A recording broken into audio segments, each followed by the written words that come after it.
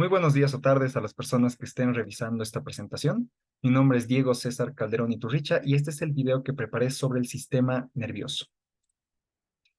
El contenido de esta presentación estará separado en estas categorías. Primeramente, presentaré el caso que he escogido. Voy a mostrar cuáles son los recursos que utilicé en la explicación. Voy a hacer un análisis de las emociones involucradas en el caso y pasaré a hacer la ubicación, descripción y explicar las relaciones de las estructuras del sistema nervioso que he escogido. Posteriormente haré la presentación de un caso personal. El caso que he escogido es el caso número 1 denominado la cicuta. La tarea explicaba que en este caso está involucrado principalmente el sistema límbico y autonómico periférico. El caso trata acerca de Sócrates, quien siendo una persona de muchísima influencia en su momento, seguramente tuvo muchas personas que lo admiraban, que lo seguían y que creían en sus ideas, pero al mismo tiempo otras personas que no les gustaban sus ideas y que no estaban de acuerdo con él, que seguramente buscaban hacerle daño. En este caso, Sócrates se entera a partir de una persona que lo han condenado a muerte. Nuestra tarea entonces es analizar cuáles son las emociones por las cuales pasa Sócrates y cuál es la reacción de su cerebro ante estas emociones. Los recursos que utilizaré en la explicación son tres. Primeramente, esta presentación de diapositivas que me ayudará a esquematizar y ordenar los puntos que quiero tocar. Un modelo del cerebro fabricado en papel que ha sido proporcionado por el curso y un modelo 3D del cerebro, que pueden encontrar a través del enlace que dejo en esta presentación. El punto de partida, desde mi percepción, será analizar cuáles son las emociones por las cuales pasa Sócrates. La primera, seguramente debe haber sido sorpresa, al escuchar que una persona le diga que él ha sido condenado a muerte. Probablemente es algo que él no esperaba. La segunda, y más desde mi punto de vista predominante en este caso, es la segunda emoción, que es el miedo. El miedo, pues él ha sido condenado a muerte. Y habiendo pasado esta etapa, seguramente la ira.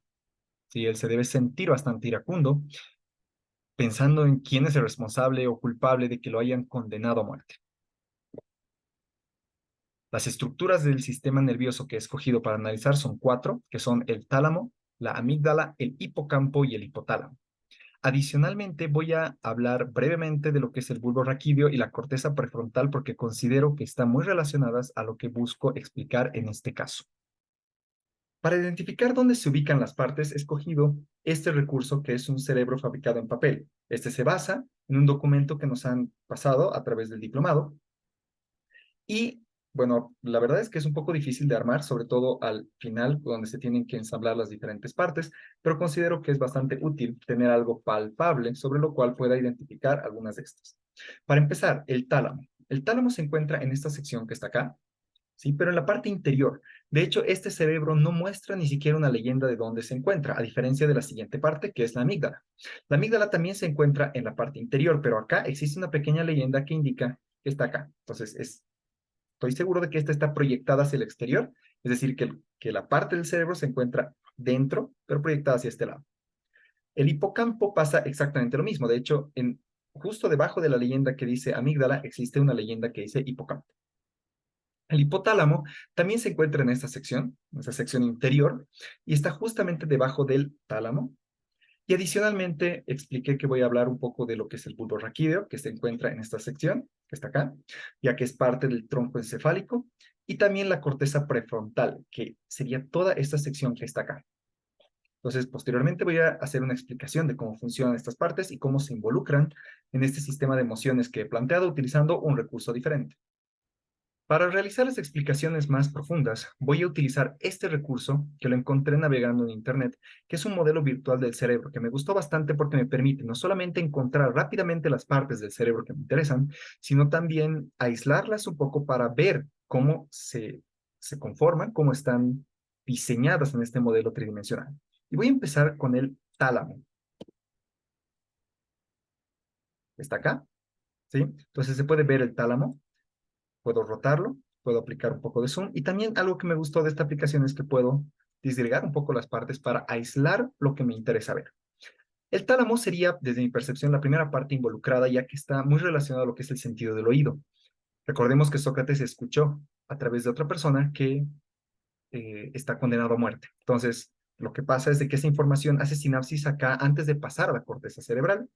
Y también esta parte está relacionada con lo que es el lenguaje, por lo cual seguramente se ha estimulado bastante en el momento de recibir la información. La parte más importante de mi percepción será la amígdala. Se encuentra un poco más abajo. La voy a aislar también. Ahí está.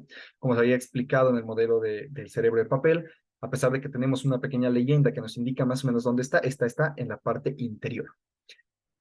La amígdala es un cuerpo que está compuesto por varios núcleos y de hecho se encarga de regular lo que es la actividad emocional. Específicamente genera el miedo, ya que la amígdala tiene como función también encargarse de nuestro sistema de supervivencia. El miedo suele ser la primera emoción que aparece cuando algo atenta contra ese sistema de supervivencia.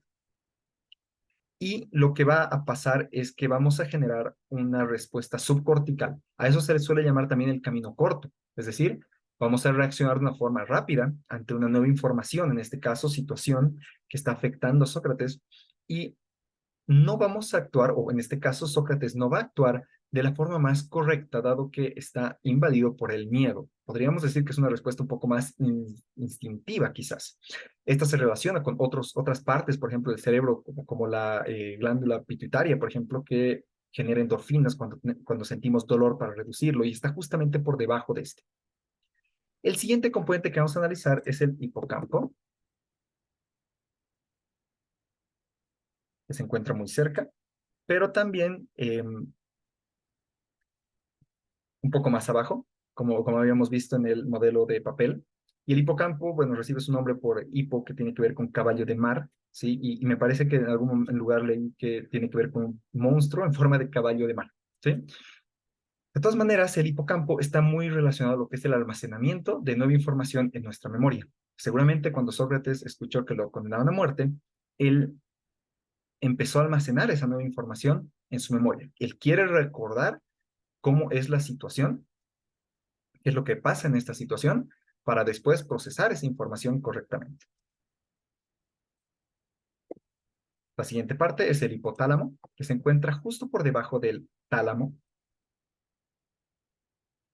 Y este hipotálamo está muy encargado de lo que son las conductas agresivas. Yo había especificado que la siguiente emoción que seguramente va a sentir Sócrates es la ira, buscando un responsable, un motivo por el cual él está en esta situación. Entonces, este componente del cerebro, el hipotálamo, va a permitir ciertas reacciones fisiológicas, conductuales, que sustentan las emociones. Por ejemplo, en este caso la ira, lo que van a ser las expresiones físicas y también las expresiones faciales y otros componentes de esta ira. Adicionalmente a esto había explicado que voy a hablar brevemente de lo que es el bulbo raquídeo, y este me costó un poco encontrarlo por la diferencia de nombre que existe en realidad en el idioma inglés, pero podemos ver que es parte de lo que es el tronco encefálico, y voy a hablar de él porque ayuda a regular, por ejemplo, el comportamiento respiratorio cardíaco y genera ciertas reacciones involuntarias como la sudoración. Inclusive, dado que está relacionado al comportamiento respiratorio, es probable que ante el miedo Sócrates empiece a respirar un poco más fuerte, y esto se debe justamente a la reacción que tiene el bulbo raquídeo. Finalmente, en cuanto a la corteza prefrontal, que sería la parte frontal del cerebro, este es el regulador, podríamos decir, del núcleo lateral de la amígdala. Se va a encargar de alguna manera de suprimir el miedo, de hacer que nuestra reacción cerebral vaya por lo que se denomina el camino largo, es decir, no el camino corto, sino el camino largo. Es un camino autorregulado, en el cual nosotros tenemos cierto control de las cosas que queremos hacer, ya lo hacemos de forma voluntaria. En cuanto a la reacción del sistema simpático y parasimpático, en este caso particular considero que el más relevante es el sistema simpático, ya que este, como se puede ver en la imagen, está encargado de, por ejemplo, dilatar las pupilas, inhibir la salivación, relajar vías aéreas, subir pulsaciones, que son algunas de las reacciones que solemos sentir cuando tenemos miedo.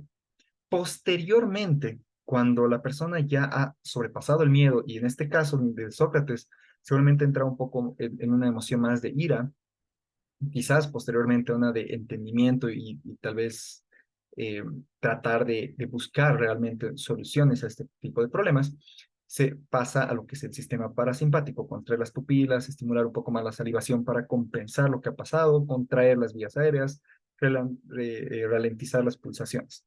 Es bueno siempre recordar que el equilibrio de estos dos sistemas, de lo que hacen en nuestro cuerpo, es lo que genera un funcionamiento armónico de este. Para finalizar con esta presentación, se nos ha pedido que presentemos un caso personal que se asemeje de cierta forma al caso que habíamos escogido, en este caso el de Sócrates.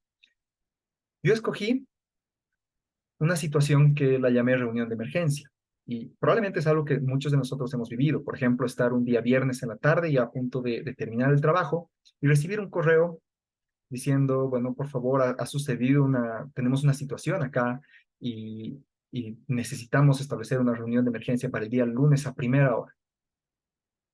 No hay mucha más información y lo que reina en este momento es una incertidumbre, es decir, no sabemos por qué se da esta reunión de emergencia 2 días más adelante, justamente tenemos el fin de semana al medio. ¿Y por qué considero que esto es complicado? Porque a mí me ha pasado y suelo tener un miedo pensando en, probablemente no hice algo que tenía que hacer, tal vez olvidé subir un informe, o olvidé realizar como tal el informe, no lo mandé, o algún error he cometido, no lo sé.